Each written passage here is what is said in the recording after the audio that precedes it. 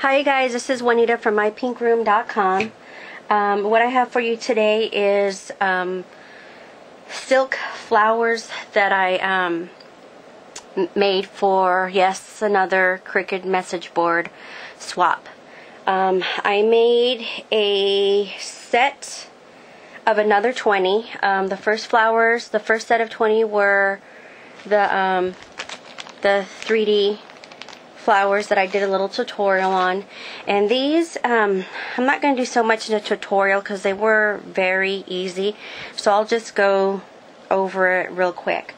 Now again, you have to use a flammable material, and then this is, I think it might be like a silk or a satin. I'm not sure which one it is, but let's see, do I even have the material? Yes. I picked up the material that I used. I picked up at Joann's, and it was this brown with cream polka dots on there.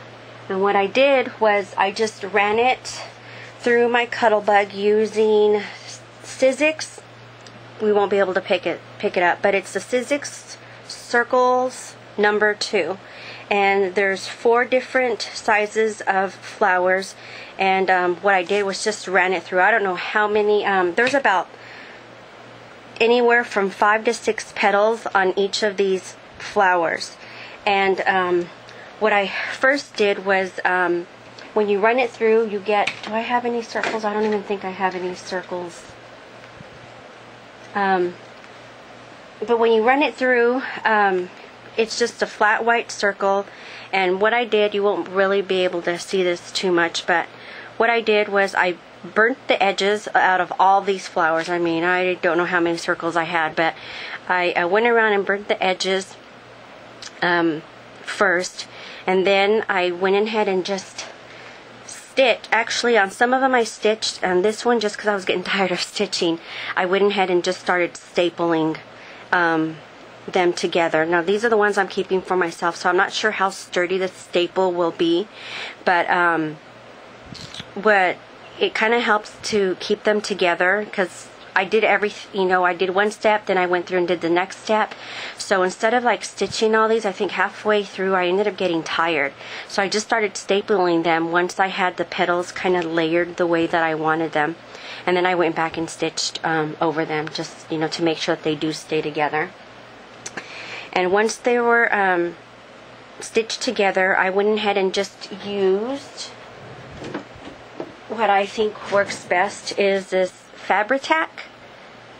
Got it at Joann's. They have, this one's just a little 2-ounce one, but they have bigger ones. It's like $2 if that.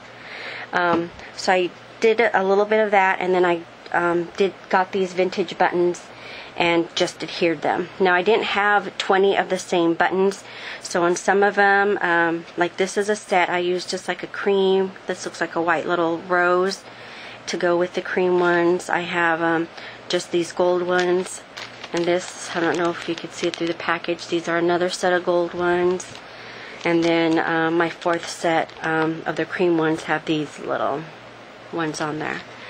So once that dried, I think I pretty much just kind of left them overnight. And this morning, I went ahead and took my heat gun just to curl them up a little bit more, because they were looking, just with the burnt edges, they looked kind of, I don't know, just kind of not necessarily flat, but I think it needed just a little bit more crinkled. So what I did was went ahead and just took the heat gun and went around it lightly over again, and it gave it a nice little bit more of a crinkle to it, and that now I think they're done. So hope these flowers give you another little idea, again with the homemade flowers, instead of going out and buying all these. I know they could get pretty pricey. So and then I guess I should go ahead and mention this, and then what I'm also going to do, especially like with the burnt edges, if you burn them a little bit more, well, let me show you what I'm going to do. I have, let me move these. These are all the little scraps that I have. I have like a whole bag full of just different scraps that I have from running it through the flour dyes or just whatever. I cut my scraps up into squares and just kind of run them through.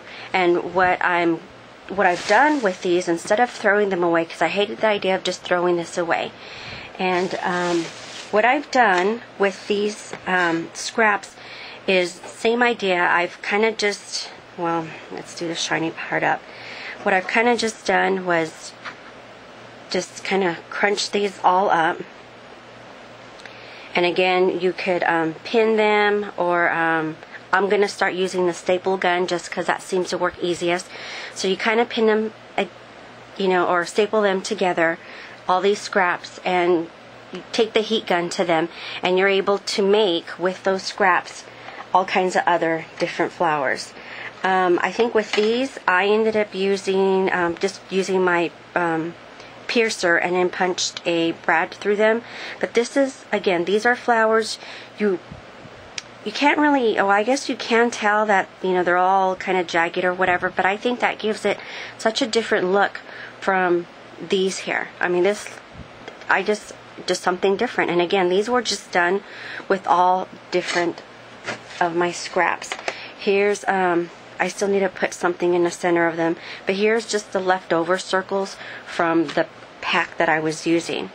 And look at how nice these are coming out. Again, these are with this circle leftovers. These are with these scraps. Here's a brown one with the scraps. Again, it gives it just a different look, a different texture. Here's a green one that I've done. And then this is another little crazy green one. You could see how it does burn on some of the edges, but again, it gives you a different look.